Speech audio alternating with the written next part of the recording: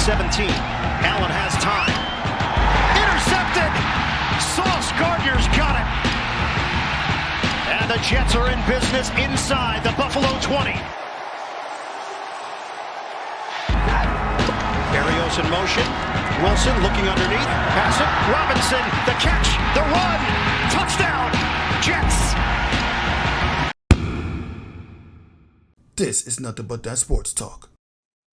Jets, Jets. I told you, Ryan. I told you the Jets were going to beat the Buffalo Bills as I welcome to this episode, Nothing But That Sports Talk. Yeah, last week we were talking about how if we couldn't beat the New England Patriots, we're not going to be able to beat the Buffalo Bills. And yeah, they proved the doubters wrong. Thoughts? Well, they did what they had to do. Just did what they had to do. Got their win right now. Got their win. Did what they had to do. Bills didn't play up to their potential. Josh Allen threw 2 picks, which was crucial. Now we're hearing all this stuff about his shoulder injury, but that's no excuse. You go out there to play, you gotta go out there and make it happen. Because if they would have won the football game, then the shoulder injury wouldn't have been so much of a big topic. But you know what? Listen, I didn't think that the Jets were scrubs per se. I just didn't think that they were ready on this level to beat the Buffalo Bills. But that's also the other thing that we also got to look at as a microcosm with football. And that's why football is so beautiful as a sport to watch week by week, because it really is any given Sunday. And one team and one matchup doesn't necessarily dictate the other. You have to play a certain team, and sometimes it's not about who you play, it's when you're playing them. And the Jets did everything they had to do to win the football game. I think the Bills underestimated. I think they played down to it, thinking that they were just going to come out there and just do their thing and blow the Jets out of water. The Jets are not the same Jets. They're energetic and young on defense, and they believe offensively as well too. And they kind of got a thing like how the Giants got too, where it's like there's a lot of really good talent on their team, but it's kind of like the sum of all the parts make up the team. Because there's some days that Zach Wilson doesn't play well, but they still win. There's some, they're without their best offensive player to me, or the best running back, with Breece Hall being down for the season. And their backup, oh God, I forgot the young man's name, but he came in and he was doing very well last week as well too. So shout out to them. I'm not no hater. The Jets played a quality football game and beat a quality team, and now they have the bye week to sit back and relax and rest and relish off this, and hopefully come off the bye week and see what happens from there. And part of the reason why they were able to get this win, they managed to get 2 interceptions off Josh Allen, and then they really man down on the defensive pressure on this guy. Yeah, the interception was key. There were some situations where the Bills actually went for it on 4th down and got stopped, and that was key. And that's a little bit also of something, I think, the pompousness. When you think that you're so much better than the team, sometimes you don't respect certain things, and you don't respect the game of football. Eventually will have its knocks on you. There's only so many times you can go on a 4th down, regardless of whether the field position is, and get it. So the interception, the first interception he threw to the linebacker was like the most boneheadedest interception in the world. Because I'm like, yo, bro, you don't see the guy standing right there as you're scrambling out the pocket to the right-hand side. But the other one, Sauce Gardner's been playing really well as a young secondary player for the Jets all year. And he stepped up into the lane. The Jets had the perfect arm coverage, and Allen tried to make something more than what it works. And now from what we're hearing, he was having shoulder issues. So who knows, I guess, if that had something to do with the outcome of those throws. Nevertheless, Jets victorious, Bills not. Exactly. And hopefully, I know you said, you already probably alluded to this, but obviously this changed the whole perspective of what we think about the New York Jets the past few weeks between the Allen against the New England Patriots and the win against Buffalo. And now they're gonna get the Patriots again coming out of their bye week. And then later on the season, they got teams like the Chicago Bears, the Minnesota Vikings, You got to face. I mean, obviously you got to face the Buffalo Bills again. Not too long from now. This time you have to go all the way to Western New York, and then of course you had the season finale against Miami. If you ask me, those games could determine whether or not the Jets can get into the postseason. And they're only a half game behind Buffalo for the top spot in the AFC. So if Buffalo were to lose against the Minnesota Vikings, and that's if they'll at least be a top 4 team in the AFC. 100%. 100%. Listen, they're doing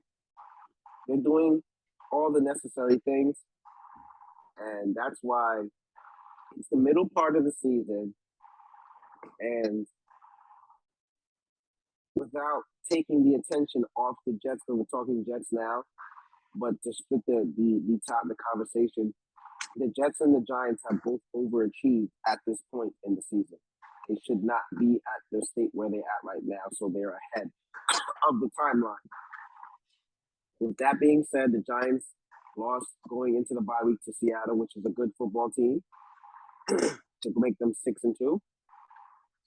And right, the Giants are 6-2, right? Well, yeah, 6-2, and the Jets won against the Bills, a very good team, going into their bye week and have their off. So coming out the bye week, they'll still be 6-2. So now it's up to them on what they're going to do in the second half of the season. And as long as both teams don't get too full of themselves and continue to be the blue-collar, gritty-out teams that they are, they get about, 4 more wins, 5 more wins, they both should qualify for the postseason. And I've already looked at the Giants' schedule all the way through. I definitely see 4 to 5 games they should definitely win, hopefully. It's always so hard now to judge that in the NFL. And some other games that I know that, right, we'll circle these as losses, but there's other games on both sides where if they, both teams take care of their business, they should be able to at least put themselves in a position to try to secure a playoff seed. Yeah, that's true because since you allude to the New York Giants, they're locked to the top. The Cowboys own the tiebreaker over them, and the only way they can actually get through that is if they win the matchup against them on Thanksgiving Day. And then, but even when you get through that, then they're gonna have somewhat of a tough task against the Philadelphia Eagles, and the Washington Commanders, because they play them combined for the last 6 weeks. Once you get to the 2 home games against the Texans and the Lions, then the real playoff push begins when they go to Texas. Well, that's the biggest thing, and that's why it's in their best interest to try to get a win this week against the Houston Texans. Which shouldn't be a problem because the Giants almost almost never lose to Texans, never. Right. So hopefully they should take care of their business there. And then the Lions, who can score the football, score the football with Goff, but not that great defensively. That should be another team that you should probably win as well. So if you do that to go 8-2, let's just circle the Cowboys game as a loss, right?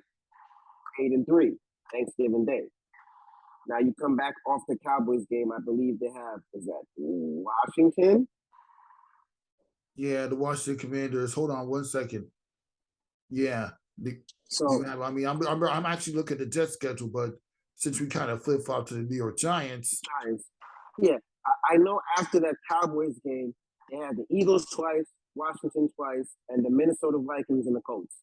So if you say you lose to the Cowboys, okay, you're right. Okay, projection wise, based on the pace of the season, they're projected to get at least 10 victories.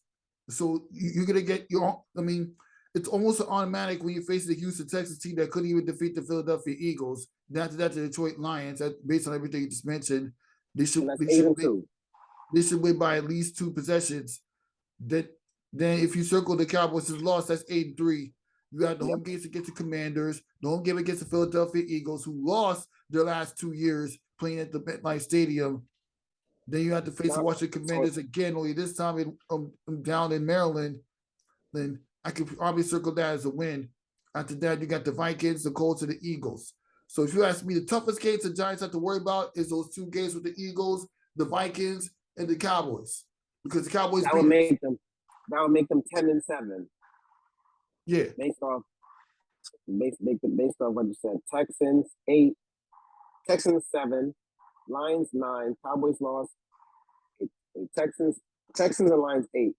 Cowboys lost 8-3, Commanders 9-3, Eagles 9-4, Redskins 9 did I say that right? Yeah, it's the Commanders. Commanders 10-5. Vikings lost 10-6. You know Yeah. what I mean? So it's somewhere around those realms. I mean, I know we kind of switched to New York Giants, but now that we look ahead to like their second half of the year as we go forward, you can expect the New York Giants to come out strong because they're going to be well rested. And Houston, they're just, I mean, they pretty much take it for the best quarterbacks at this point. So we can help them out, but we beat them this Sunday. And I know you're going to be excited to finally go to a Giants game for the first time in a while. So, yeah. And then, of course, the New York Jets, I mean, they have the off week. So we'll focus another time. But another topic to touch on is how about the NFC South? That is just so, I mean, every team in the NFC South is just so bad or just underwhelming. The Carolina Panthers defeated the Atlanta Falcons, leading to the Tampa Bay Buccaneers, at least for the moment, having the top spot in the NFC South. Which means all you have just when you have a bad division, all you have to do is win the NFC South to at least guarantee the home game. But that shouldn't be a problem for Tom Brady since he has to go to play the Seattle Seahawks all the way down in Germany. So, thoughts on the NFC South? All right, and that's why football has so much parity. I mean,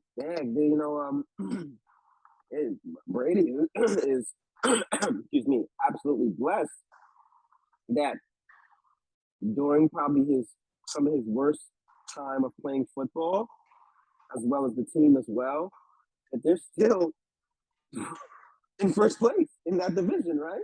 In the division. Exactly. I mean, so hey, may the best man win for that division because it's literally all in shambles right now, and it's even scarier. You know, I have Tampa still winning the division, but it's scary to say that because they're decimated by injuries and they're playing absolutely lethargic. So it's hard. So it's really hard to get a reflection on what the heck to judge from that division. It's really bad right now. Carolina's terrific, and Atlanta's lost like 4 out of the last 5, and Tampa's a shell of themselves. So I know they're going to get one team only from that division. I know that much, you know. So we can't forget about the New Orleans Saints, who had a bad showing against the Baltimore Ravens last Monday. They got beaten up real bad, but they got a chance to make the playoffs. Correct. So NFC South's in bad shape. One team will come out that division. That's clearly what we know. Yeah, that's it. If they made the NFL playoffs the way they made the NBA playoffs, where even if you win a division, you can't be you can still be any lower than the 4th seed. I bet you nobody in the NFC South makes the postseason. I bet you that. It would be bad, just horrifically bad. And the sad part about it is, if the Giants were to get the highest non-division playoff spot, they would have to face some team that comes out of the NFC South, whether it's Tampa Bay, Atlanta, Carolina, who they defeated earlier this year, or the Saints. Yep. And you just got to take it for what it is. You know, because it's going to be so astronomically hard for us to win the division. So I don't even put that into the mental Rolodex, you know? So not saying that it mathematically can't happen, but just that I wouldn't even think about. So them, just qualifying for a playoff seed would be their highest of expectation. They're going to have to just play whoever they play. That's the best we could hope for at this point. Okay, shifting gears real quick to some Major League Baseball news, or whatever's last of baseball news, because the Houston Astros win the World Series again by defeating the Phillies. I mean, the last time we talked about it, it was 3-2 Astros, and now I know it's been days removed, but it's fair to talk about it. Like, I mean, obviously, we all know what you're gonna say about the championship, but in case I'm wrong, what are your thoughts on the Astros winning another World Series, only this time against an upstart Phillies that didn't even expect to be there in the first place? I don't think I don't even know what you thought I was going to say per se. There's nothing bad for me to say. They won the World Championship. They're the World Series champions. They showed again why they're one of the top teams in baseball. That whole cheating rhetoric is like so out the door. I left that alone a long time ago. Like that was so over for me like a year, 2 years ago. So you gotta give it up, especially since me personally as a Yankee fan to see how dominant they've been against us. It's like, when can you give that cheating crap, a rest? Because at the end of the day, none of that's going on now, and they're still victorious over us. So, they're the World Series champs. They did what they had to do. I'm not elated about them winning, but it is what it is, and they are what they are, and they proved that, and they have a strong chance of doing it again. And they're the champs. They proved and did what they had to do, and there's nothing else that I can say about that. And there's no credit that I'm not going to give them for being the World Series champs. And we got to get props to the Philadelphia Phillies. They exceeded a lot of expectations. If anything, they're the team that's played ahead of schedule. They're the team that overachieved. Forget how they did the regular season. Forget coming into the postseason as a wild card team. The Phillies are the ones that overachieved. They got as far as they did. They swept the Cardinals. They took out the Atlanta Braves. They took out the San Diego Padres. And you got 2 games from the Houston Astros that were in the middle of their 4th World Series appearance within the last 6 years. So you can expect the Phillies are going to develop from this one. If they do get stuck in the wild card bubble, they're going to have at least a couple wins total better than what they had last year. No, they had such a really good year, and they're the prototypical reason to know that in playoffs in postseason for baseball, this can happen, and it happens all the time.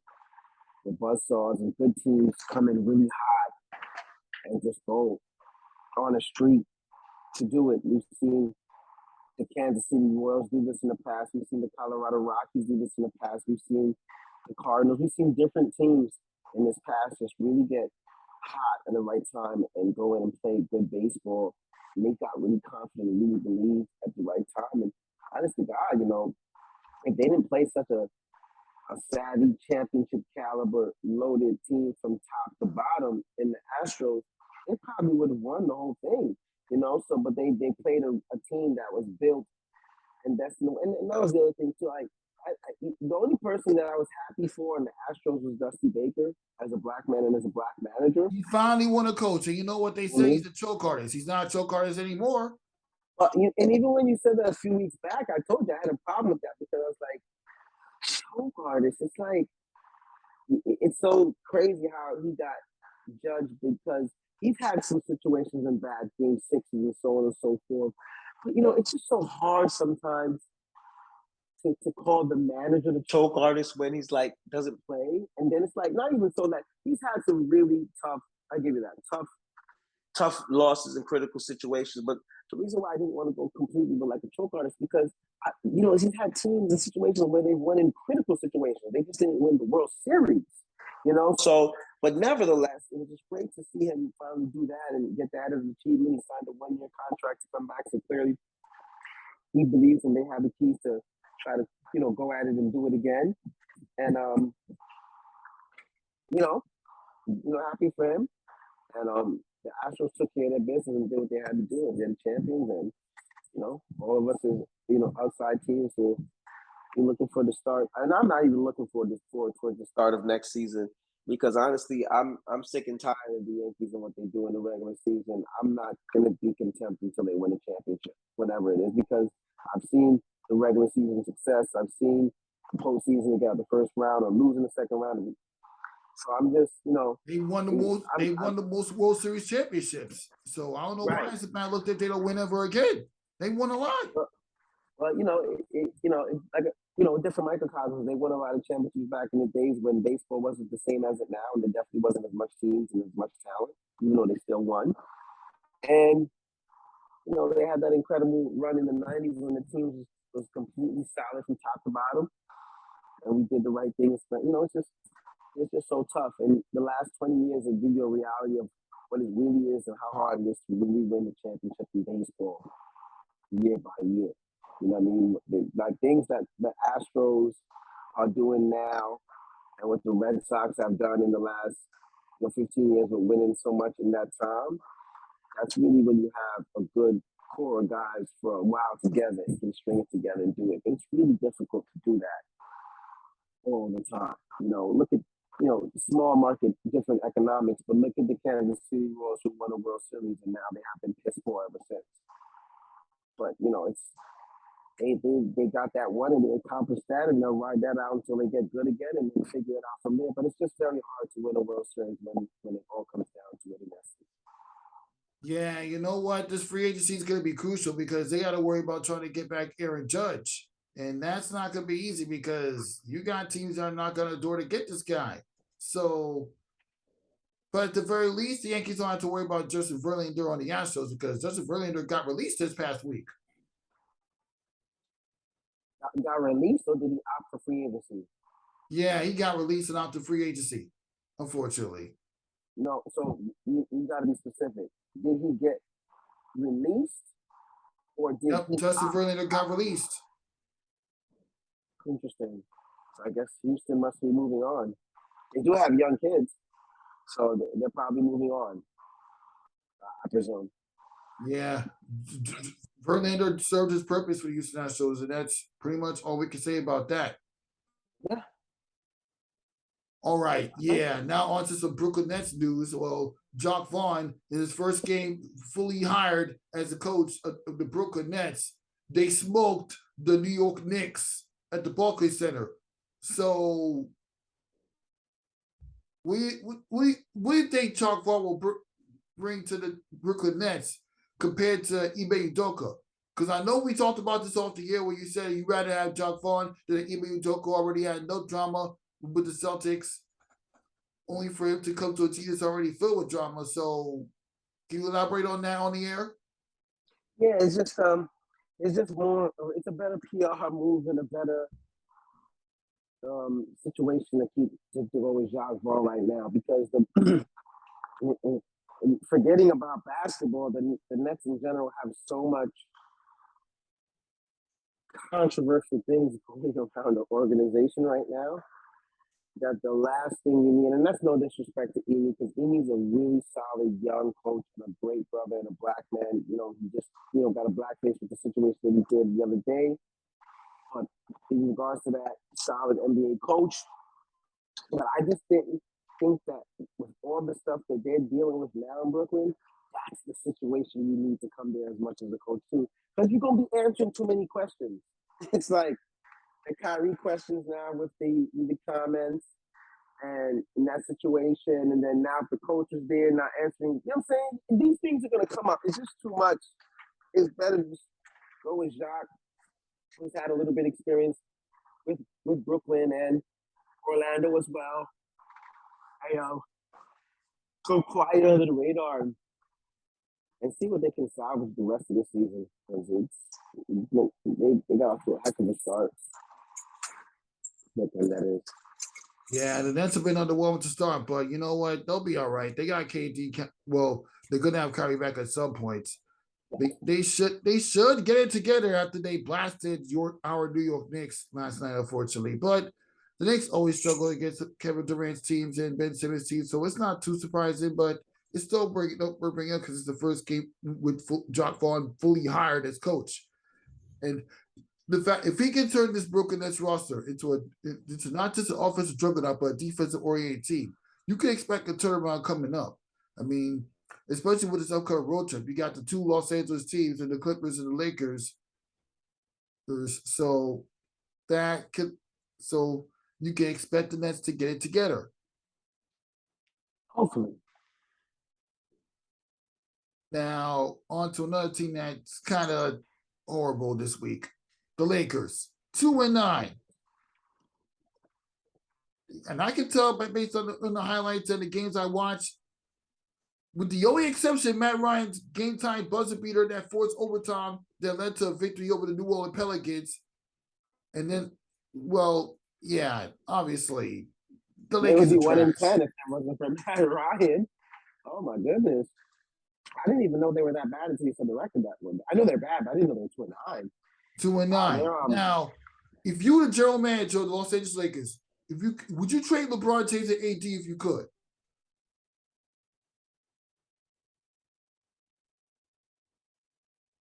Yeah. It doesn't look good down there. And that's not because LeBron's still one of the most phenomenal players in the world. But I think I would just do him a service by sending him to a team that can help us to win a championship right away and hopefully get some draft picks or something back in collateral. Anthony Davis, man, it's just so hard to judge him. He's had such an interesting career. With a guy with so much talent, so much skill, so much upside, and I don't think he completely ever maximized it. He's had the injury bug that's always been unfortunate to hit him. It's just too much inconsistency, and sometimes it just draws me as just borderline soft. Though how he's just so content at just being a guard all the time and playing perimeter and facing up the basket. You're 6'10", 6'11", finish at the rim, power through. He doesn't want to do that. So, I mean, it is what it is. So I guess for that, you might as well get something for them because based on what we see now, that team is not going to compete this year or any other year with that same roster in the Western Conference. So it's probably best to just blow ship up now and try to get something for something rather than just continue to have this 2-9 in the first 11 games. It's not mathematically the best trajectory to get anything. Exactly. I mean, you still got LeBron James averaging almost 25 points per game. Anthony Davis averaging about 10. Russell Westbrook, he's doing all right in steals. But even with that, the team is just so bad. They lack too much shooters. I mean, you got Patrick Beverley, defensive-minded point guard. And you have Looney Walker, the fourth. You have Tony Brown, Austin Reeves, and Kendrick Nook. None. This is pretty much the last few seasons of Kobe Bryant's era all over again. May he rest in peace. They don't have a good ball club. It's tough. And it's just not working out. And like I said, I didn't even know they were 2-9 until you just said so. So something's got to change. They need to trade Russell Westbrook. That's it. If you can't trade any of these players, at least release them. And you can just take for Victor Wembanyama. That's it. $44 million is hard to trade him. Who want to take the contract? LeBron wanted to re-sign with the Lakers, and look what you get. Another bad start to another bad season. If they don't get on somewhat of a hot streak and get themselves at least compete for a playing tournament spot, I'm not going to put the Lakers in championship contention anytime soon. Like, you really can't. No, it's got to be a God bless moment. Yeah. Really, God bless. Now,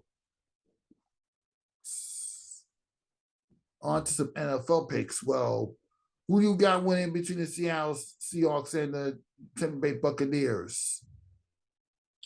Seahawks. How about the New York Giants and Texans? I mean, we all know this. Big Blue. Got Big Blue winning this week. Yes, sir. Vikings, Bills.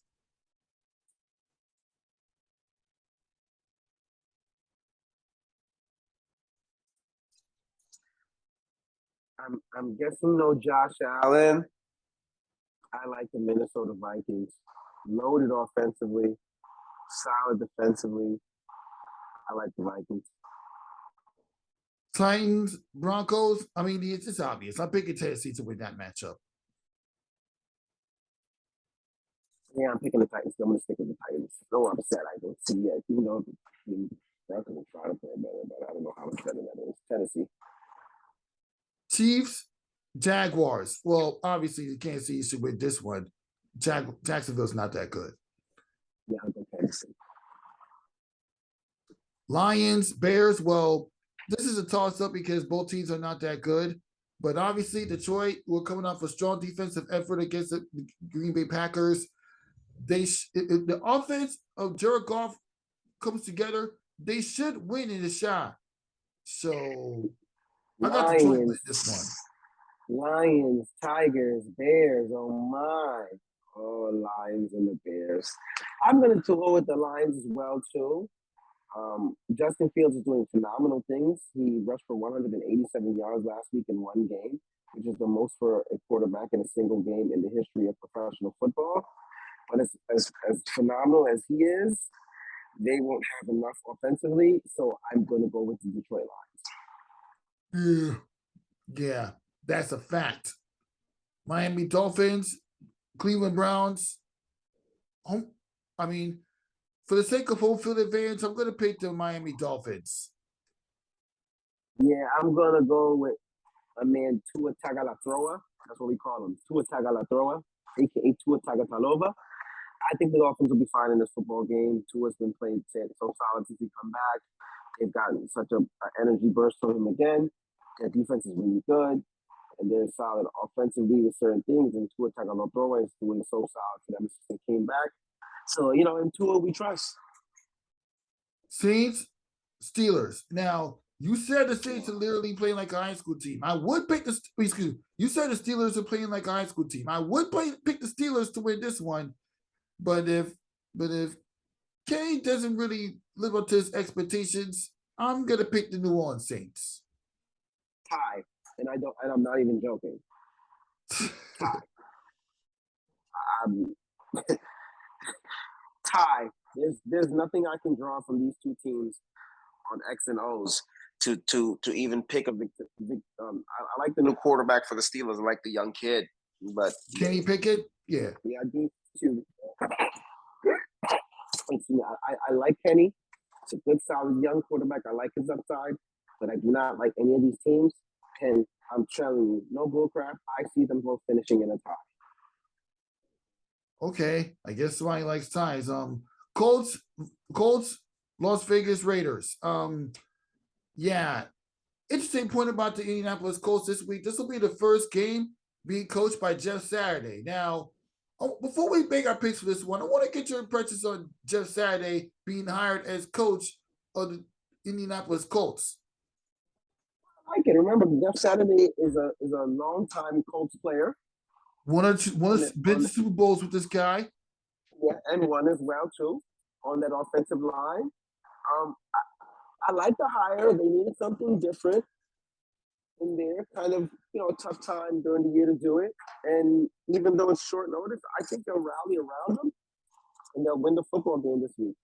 So I'll pick the Colts, and I think it's a good hire. Jeff Saturday is a Colts organization kind of guy from the team. I'm pretty sure he's had a lot of input with the upper realms there too. So he could be the guy to help, turn that around for them eventually in the future. I like it. Yeah, and as a player, how could we forget he's part of Peyton Manning's first ever Super Bowl win against the Chicago Bears. Yeah, man. Lovely Smith and those guys back in the days. Wow. Rex Grossman? Is that Rex Grossman quarterback then? Yeah. Yeah, even with that phenomenal touchdown run by Devin Hester, it wasn't enough as a Colts to bounce back and get that win. So, yeah. But we'll get more to that another time. Cowboys, Packers. I mean, the Cowboys should win this matchup. And I don't want to hear, we're going to win the Super Bowl, right?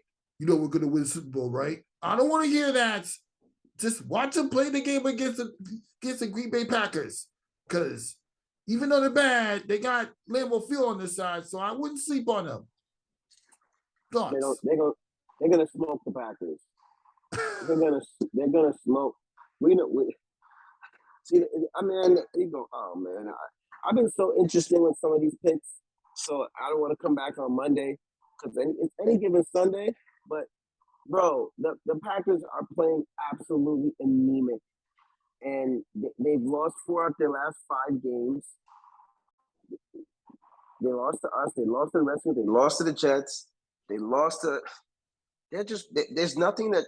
They're not. Lost to the Lions. Cowboys are playing the Lions. Total 9 points. Yeah, no, they're in trouble. They're in trouble this week. They're in a lot of trouble.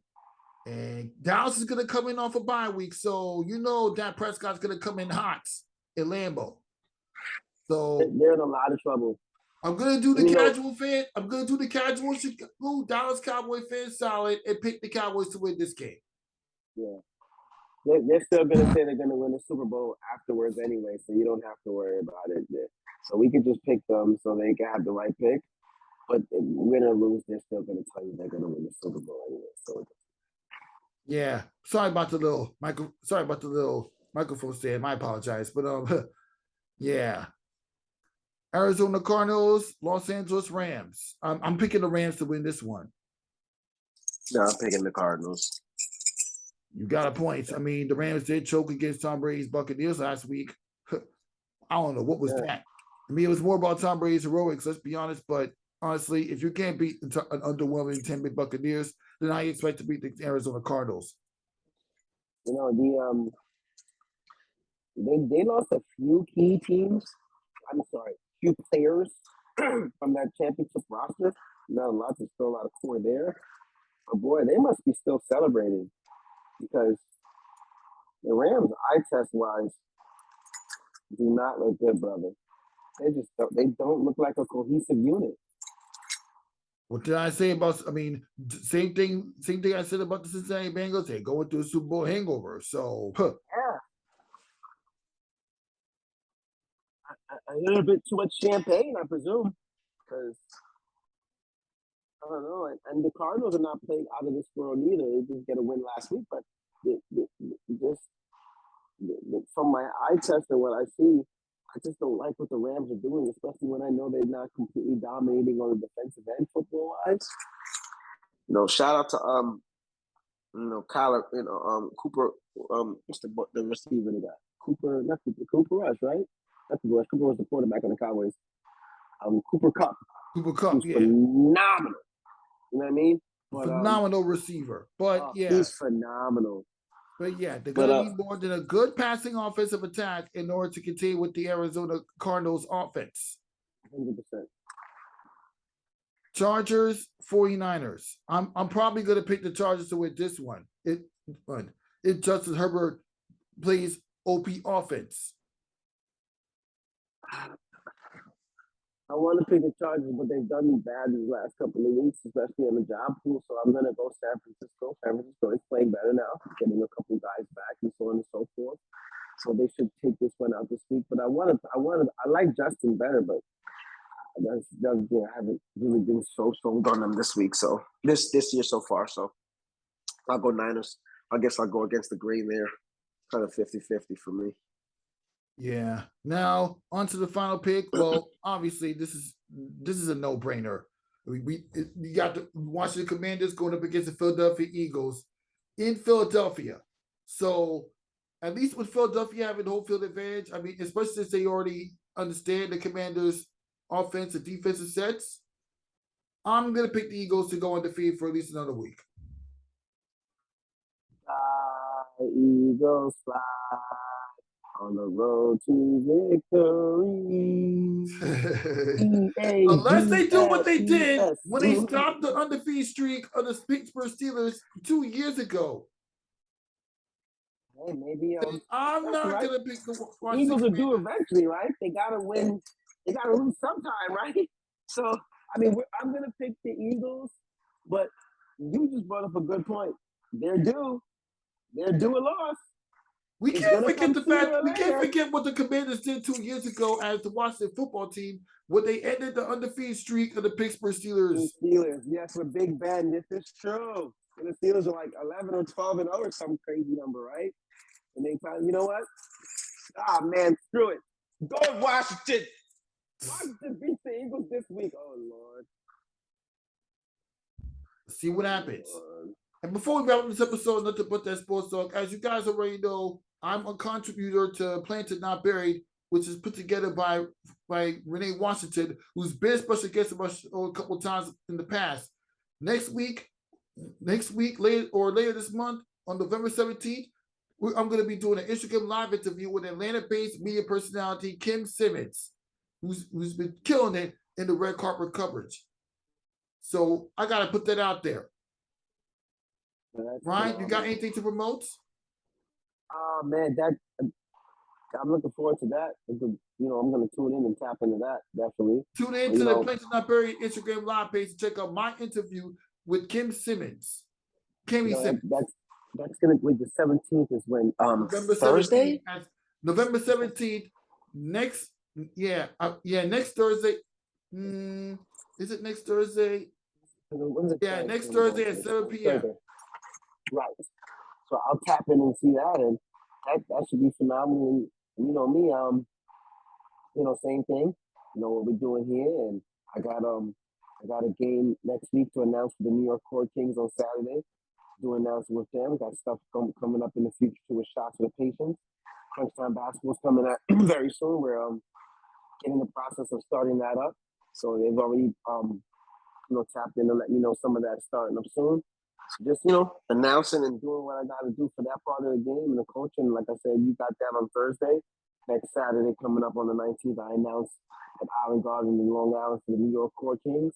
I'll be playing the Penn Firefighters, team out of Pennsylvania, for the little semi-pro league. So, we all just working. We just doing what we got to do and, keeping in tap with the culture. So I'll be tapped in on Thursday to see how that goes out with you. And Saturday, I'll be in the gymnasium in Long Island, Island Garden, doing that. So we both working, and it's good. Exactly. And if you don't get to catch my interview with her on Instagram Live, on the Planted Not Buried Instagram Live page, you can check it out. You can check it out on my YouTube channel when it gets posted, and many other digital platforms. Planted Not Buried. So just look out for that.